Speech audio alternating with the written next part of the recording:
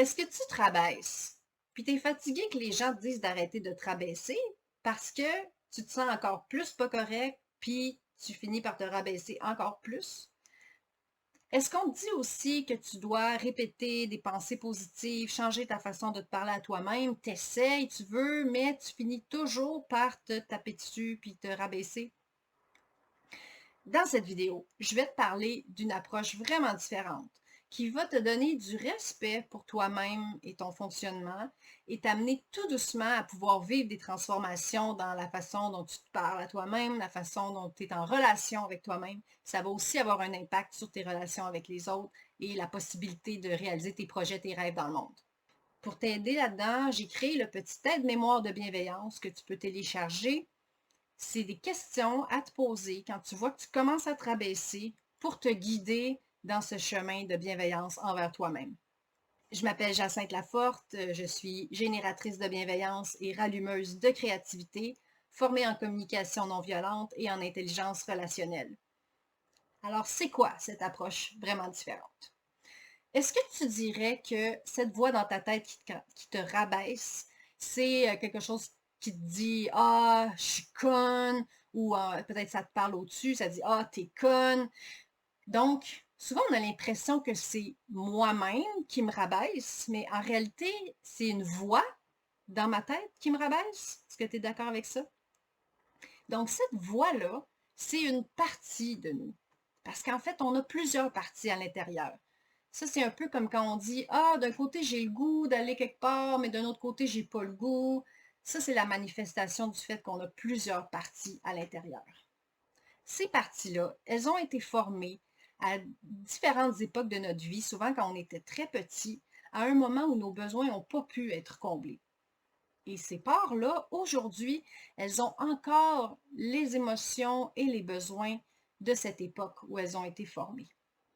La bonne nouvelle, c'est qu'on peut aller à leur rencontre aujourd'hui et nourrir leurs besoins, ce qui va nous permettre de rallier leur énergie, de vivre plus de sécurité, d'amour à l'intérieur, et ça va avoir des impacts sur notre capacité à être en relation avec les autres aussi, et sur la façon dont on se parle. Donc, le critique intérieur, cette voix-là qui nous rabaisse à l'intérieur, on peut l'appeler le critique intérieur, c'est une part de nous comme les autres et toutes les parties, elles ne font que tenter de répondre à des besoins. Donc, elles ont une intention positive. Alors, ça a l'air bizarre à dire, mais souvent, le critique intérieur, il est en train de protéger une part très vulnérable qui a vraiment besoin de protection. Alors, quand on essaie de le faire taire, ben, qu'on lui dit d'arrêter de nous traiter des noms, en fait, on lui demande une mission impossible parce que lui, il est en train de faire quelque chose de très important. Alors, il va continuer à le faire tant qu'on n'aura pas entendu son message, qu'on n'aura pas pris soin des besoins qui sont en dessous. Alors, c'est là toute cette démarche d'aller à la rencontre du critique pour entendre ce qu'il a à dire, nourrir les besoins qui sont en cause, et là, ça va amener une transformation à l'intérieur. Ça étant dit, c'est possible que ce ne soit pas possible de le faire tout de suite, tout seul, si on n'a jamais reçu cette bienveillance-là de l'extérieur.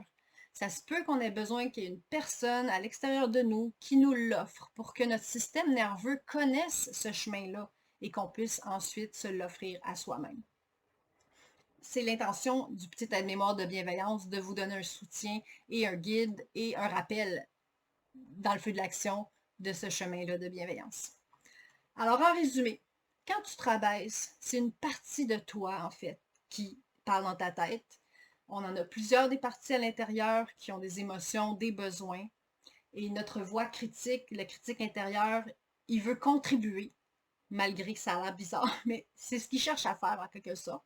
Et quand on s'y intéresse avec bienveillance, bien, on peut rallier son énergie, créer de la sécurité, de l'amour à l'intérieur, et ça va amener tranquillement une transformation de notre relation avec nous-mêmes, donc de la façon dont on se parle, et aussi une transformation dans nos relations avec les autres, et la façon, je veux dire, ça va changer les possibilités qu'on a de s'amener dans le monde pour réaliser nos talents, nos projets, nos rêves. Alors, je t'invite à télécharger le petit aide-mémoire de bienveillance en cliquant sur le lien qui est dans la description de la vidéo.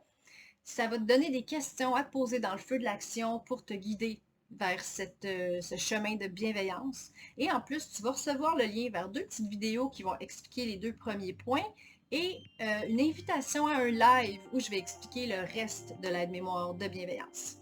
Alors, c'est vraiment un chemin que je te souhaite, qui est très transformateur et pour moi qui a beaucoup de sens parce que quand on a une relation avec nous-mêmes, qu'il y a de l'amour dedans, on peut vivre aussi de l'amour avec les autres et puis aller dans le monde créer ce qui nous tient le plus à cœur.